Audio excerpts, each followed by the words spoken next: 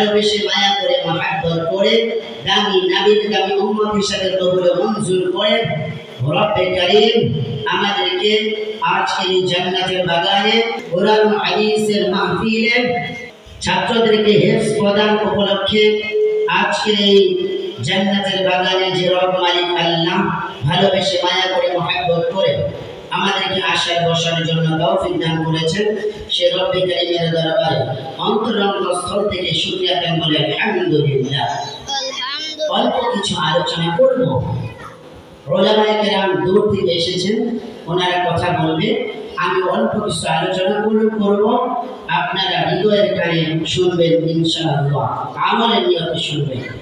দুনিয়ার জমিনে আমরা এসেছি, চলে যেতে হবে, আল্লাহকে ভালোবেসে বেসে কবর পর্যন্ত যেতে হবে, নবীজিকে ভালোবেসে বেসে কবর পর্যন্ত যেতে হবে, আল্লাহর হুকুমের উপরে চলে চলে কবর পর্যন্ত যেতে হবে, নবীজির তরিকার উপরে চলে চলে কবর পর্যন্ত যেতে হবে।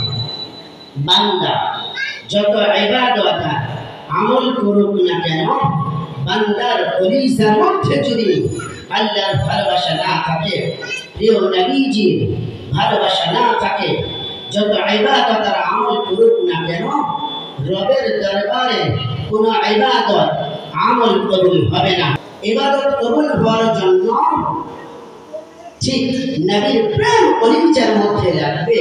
বান্দার ইবাদত তখনই কবুল হবে, আমলগুলো কবুল হবে নবীর প্রেম যখন কলিজার মধ্যে থাকবে।